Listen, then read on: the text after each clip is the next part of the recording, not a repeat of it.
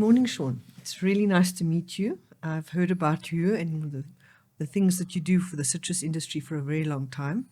Nice to finally meet you on a beautiful day in Paarl, and to hear what you have to tell us about what you do. So please introduce yourself and give us some background on what you do. Thanks, Louise. So my name is Sean Moore. I'm the Integrated Pest Management Research Portfolio Manager with Citrus Research International. I've been with the citrus industry for almost 30 years now.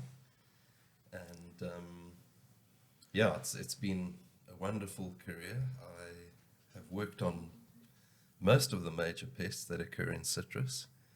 And my big love is for integrated pest management, which in a nutshell is putting together the entire system that the farmer can use to farm in a sustainable, biologically orientated manner. And also where I've probably developed a lot of my expertise is in microbial control, which is basically using germs or pathogens for controlling insects, particularly viruses. And then that led me to a very strong collaboration with Rhodes University for the past probably 25 years. So I am also a visiting professor there with the Department of Entomology and Microbiology and a deputy director with the Center for Biological Control. And that is a joy, sowing into young people's lives and seeing them learn and embrace what they're learning and then being taken up into the agricultural industry and giving back. That's quite a mouthful, and I would imagine that certainly keeps you busy. And many of your students probably really enjoy your inputs because, you really have walked the walk, not just talked the talk. And I know Dewald has a question for you about integrated pest management. We hear about it so much. Yes. So we get on the farms often, like I presume you guys as well. What is IPM? Because if you, and this is from my knowledge, if you say to a farmer, what is IPM, he's going to say, no, it's just little hochaikies we put in the orchard. That's right. But it's far more than that. It's a whole system integrated. So what is IPM? Can you, maybe just tell us more about that. So IPM probably has its roots back in 1950s, 1960s, when there were products like DDT available, which were extremely effective. But after a couple of years of use, people realized that it kills everything, not only what is bad, but also what is good. And the people. Yeah, I don't think DDT was a big culprit in killing people. I think that was mostly cyanide fumigation of trees. That was a bad one.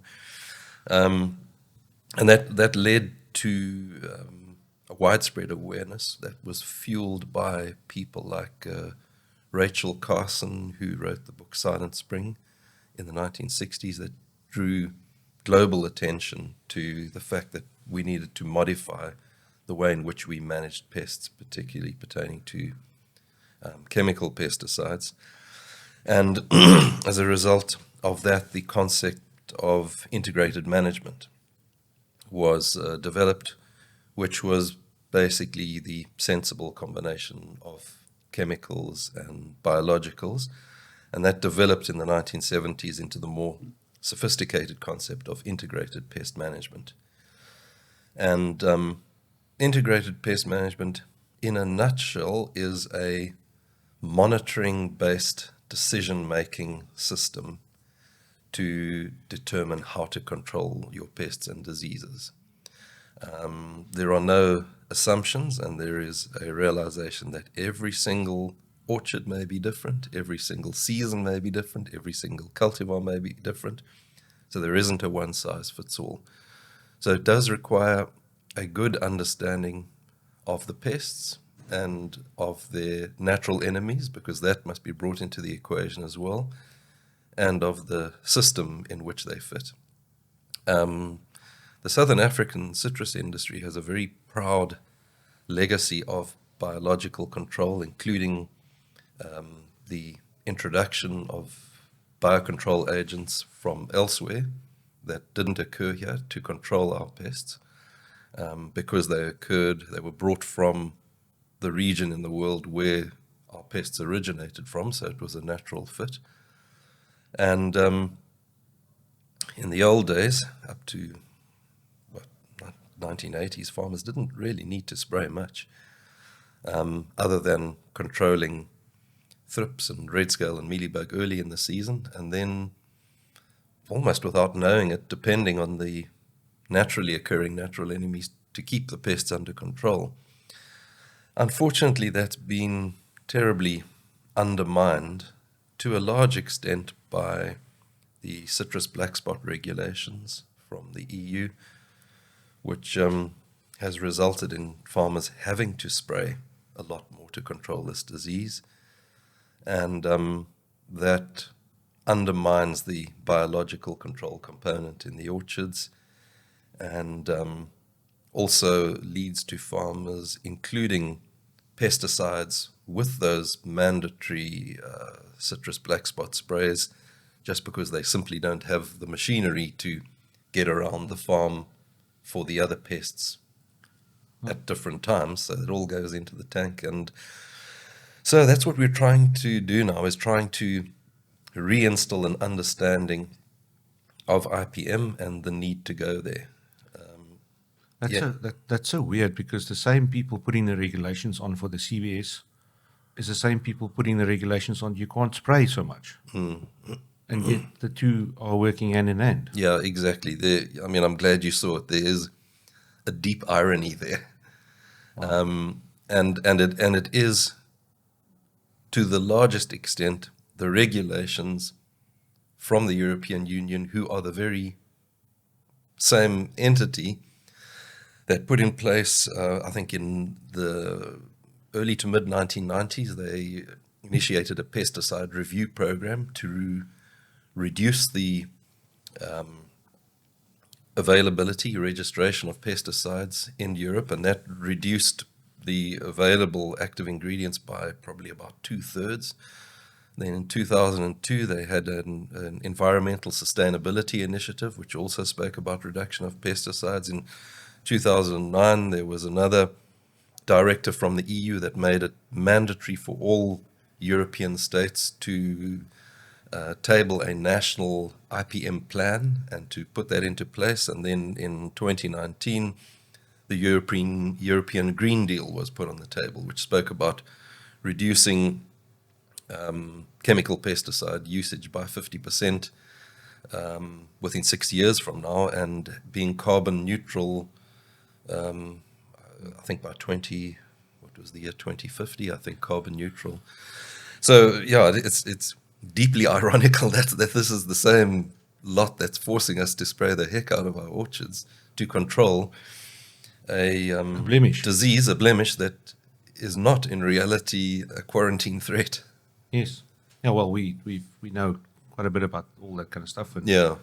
It is, and I made a comment earlier, when was it, last week, when we had the talk about our live talk that we did about this article that went out about the greening and the whole firestorm that thing caused. And I said, well, the same people that want to now stop a major production area want to put the people out of work, and then 2 months later they're probably going to be Facebook profile pictures with South African flags on, says please send blankets and food, where they could have just left them and do the job that they're supposed to do. Yeah. There was a big noise made about that greening announcement in Gqeberha, Yes. Port Elizabeth, as if Europe hasn't been receiving fruit for many, many years from greening areas. So Exactly. it was really quite silly. Yeah. Well, Thank you very much for your taking the whole story about IPM back to the 60s and bringing it from there, because it gives perspective on, as you say, in the 1960s and 70s, people were spraying things that will, like the forever chemicals, some of them that will be with us forever. And I know that trying to introduce IPM to some more traditional growers, you must find some resistance, or especially initially when you started with this. How's that going? Are you managing to get growers to go, well, actually insects can help us. We don't have to spray the hell out of everything. What is the trend? I mean, I know some very older farmers and say, yeah, ons klima daar goed nie, So how's that going? Yeah, well, it's not only the older farmers, because remember, the really older farmers did farm with far fewer pesticides than are being used now. But the young farmers who've only started farming in the last 10 or 15 years, this is the environment in which they were taught to farm, in which they learned to farm. So it is difficult. It really is about education. I mean, we can talk until the cows come home, and we can show scientific data from real field trials where we show the efficacy of biological control. But I think that farmers who haven't done that feel that it's a very frightening leap to go from spraying the prescribed chemical-based program that they might be following now to reducing those inputs and relying on something that they can't even see. Partnering with insects. Yeah. So it is a challenge, but we're doing our best to spread the message. I've got a question. When you bring these pathogens and insects, natural predators from other areas into a place like South Africa, or from South Africa to wherever they need to go to fix what the problem is there, how long does that take? Because if you look at how long a new variety is taken to be bred, and how long it is for plant material that comes in to be classified as virus-free or clean, it's a long process. So, and I presume you can't just take a little bug from our country and take it to South America, for instance, because it might cause havoc there, and vice versa. So how long does that whole thing take to say, okay, right, this little thing is safe to bring into South Africa? Yeah, that's an interesting question. So one needs to apply for a permit for importation, and you need to justify it for its end purpose. And then once it's in the country, then you would need to, in many cases, if the information isn't available, do a series of non-target assays to see if the parasitoid or predator that you're importing is going to attack any other insect that is not a pest that might be closely related. And it might be a naturally occurring predator to what we've got here. Yeah. So, I mean, there is a sensible, careful process to go through. However, if one looks at the history of biological control, which has been going on for, I don't know, more than 100 years, there was an article published some years ago where the history of biocontrol for agricultural pests throughout the world was reviewed, and of something like 5,000 introductions, which involved 2,000 different species, there was virtually nothing that had ever gone wrong. So the risk of introduction is greatly exaggerated. And remember that these insects, these parasitoids and predators, they don't need passports like we do. They're not stopped at the border. They're free to move. So we need to recognize what their benefits are, weighed up against their risk. And even sometimes when there is a risk, it is so negligible compared to the benefit that it is worth going ahead. And yeah, so I think that the history of biocontrol speaks clearly about its safety, and that we don't need to be scared of introducing new parasitoids and new predators. I've got another question connecting to that. And we spoke to Paul yesterday, and they said that leading up to this whole article that's gone wild, that CRI was looking at educating the Mrs. Joneses and Mr. Joneses with their backyard gardens. How does IPM fit into that? Because I can see, well, that guy will go to the co-op or to the builder's warehouse or the builder or whatever and say, I've got a thing in my garden, the sales guy behind the counter says, no, you need to spray this. Is there a way that we can incorporate some of those things into like the backyard gardens? Yeah, so I mean, obviously the backyard gardens, they're not exporting, so they're not No. looking for a perfect product. But it could be the breeding ground for the. It definitely could be. So my advice to friends and neighbors who have trees in their backyard is just put ant bans on the trees, keep the ants out, and the naturally occurring parasitoids and predators won't be disrupted, and you'll set a really nice clean crop, clean enough for you to use and to share with your neighbors. So it's as simple as that, to try to control ants in your garden. Yeah.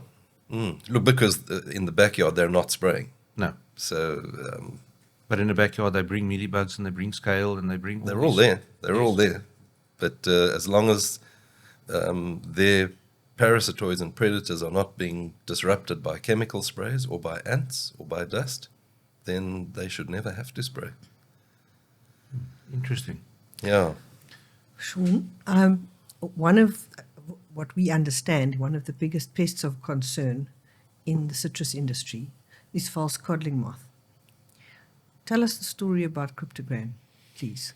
So yeah, that's an interesting story. I was appointed as an entomologist in the citrus industry in 1995, and I became the 6th research entomologist in what was then Outspan, which is now CRI. And we talk about the big 5 insect pests in citrus being red scale, mealybug, thrips, fruit flies, and FCM. And each one of those 5 researchers was responsible for one of those pests. And I thought, well, why did you employ me? What can I do? So I thought, well, let me cultivate an expertise in something that's novel, something that no one is doing yet. And I'd heard of... Sorry if I may interrupt you. How old were you at this stage? And I wasn't so young. I think I'm a late bloomer. I think I was about 30 then. okay, Yeah. okay. So I remembered a presentation that I'd heard from a guy by the name of Keith Jones at the University of Greenwich in the UK, speaking about insect viruses. So I contacted him and I said, well, I'd like to do this. How should I go about it? So he said, well, he only knows of one academic in South Africa that's working on viruses, and that's Don Henry, Professor Don Henry at Rhodes University. So I went to go and see him, and he was working on a tetravirus, an RNA virus of the pine emperor moth. And he said, well, he'll love to work with me. And so I thought, well, what's the most important pest on citrus that might have a virus?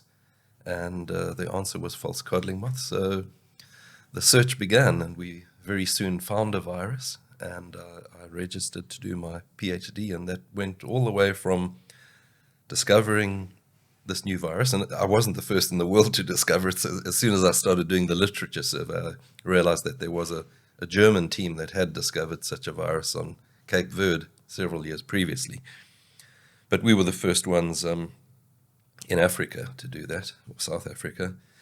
And then testing the virus both in the laboratory, then developing a production method to bulk it up in the laboratory, quality control procedures, formulation, and eventually large-scale field trials. And once I'd finished my PhD and handed it in, I thought, but we can't leave it here, because here's something that works, and here's something that the farmers need, and it's not a chemical. So Vaughan Hatting, the CRI CEO, and I, and Jock Dankwitz, our chairman of our board at the time, sat down and said, well, let's start a company so that we can produce this thing for farmers, because no one else in South Africa and probably Africa has the expertise to do that. So that's where it began. Of course, now it's a flourishing company that's carrying on without me. Wow. I decided I'm not a commercial guy, so I went back into research and left the commercial guys to run the company. Yeah. But what's the process of finding that virus? Because I'm in my mind's eye, and I'm pretty sure other people as well, you see there's somebody sitting with the injection with moths, and they're just injecting them to see which one kills them. Yeah, so you look for the symptoms. I mean, it's the same as a person. Yeah. If you're looking for a virus in people, you just look for the sick people, and you'll find the virus in them. Very similar. So it's really, the concept is taking a natural phenomenon, taking like COVID in people, multiplying it in the laboratory, and reintroducing it. So you are simply what in people we call an epidemic, in animals we call it an epizootic. You're simply artificially creating an epizootic in the field. It's about the same what people say about COVID also, but we won't go there. So you very modestly stopped just there. Tell us where Cryptogram is today and what it is doing. Yeah, well, I think it's doing very well. I think it's become a product of choice, and there are a couple of other companies from Switzerland who've followed suit, also with an FCM virus product. But the work has continued. We've really developed a center of expertise at Rhodes University and within CRI, where we are slowly but surely continually discovering new viruses. Recently, we discovered what I think is probably the most exciting finding in the history of insect virology, where students of mine were the first to discover another genus of virus in the lychee moth. It's called a nucleopolyhedrovirus, which is different to the one in cryptogram, which is a granular virus. And it has an extraordinarily but safe broad host range, where it's not only effective against lychee moth, which it comes from, but it's also effective against false codling moth, macadamia nut borer, oriental fruit moth. Wow. So it has the capacity to be a globally useful, environmentally safe, effective pesticide for numerous high-profile pests around the world. But yeah, it's all caterpillars, all moth pests. Very exciting. Yeah. How does it feel to have that moment where you say, "Holy crap, look at this"? Yeah, no, it's an exciting job. It's wonderful to discover new things. And I think that's the joy of research. One thinks of science as dreary, and you follow a recipe and you've got to dot every I and cross every T. But research is actually extremely creative, because you're always in the pursuit of something new, something undiscovered, some new organism or some new system. So it is very exciting. So my last question about cryptogram, is it being used internationally as well? Well, Or is it mostly here? What's the story? yeah, mostly here. False codling moth only occurs in Africa, south of the Sahara, and Israel as well since the 1980s. False codling moth is a very poor colonizer and a very poor disperser. So the phobia from our export markets for introduction of false codling moth, although understandable, is exaggerated, because if one looks at the false codling moth susceptible commodities that have been exported throughout the world for more than 100 years, there's been not so much as even a threat of establishment elsewhere, particularly if one considers fruit as the potential pathway. So it's pretty much just in Africa, and I'm not sure if it's used in Israel. But the new virus I was speaking about, which is now commercialized under the name Multimax. That has the potential to be used in Europe, North America, Australia, all over. Wow, very, very interesting. And that's studies that was discovered at Rhodes University. Right, at Rhodes University and CRI, yeah. Phenomenal. Well done. It's incredible to hear And that. you look at that, and then in that press release that was published in Europe, it says that they've warned against the what was the words? Basically, how sloppy South Africa is with their stuff. This is now the response to the Asian greening misinformation. Suddenly, the Spanish jumped on the bandwagon, and you will know all of this. Anyway, so my question is, sitting where we are today, what do you see as the biggest threat for the citrus industry from an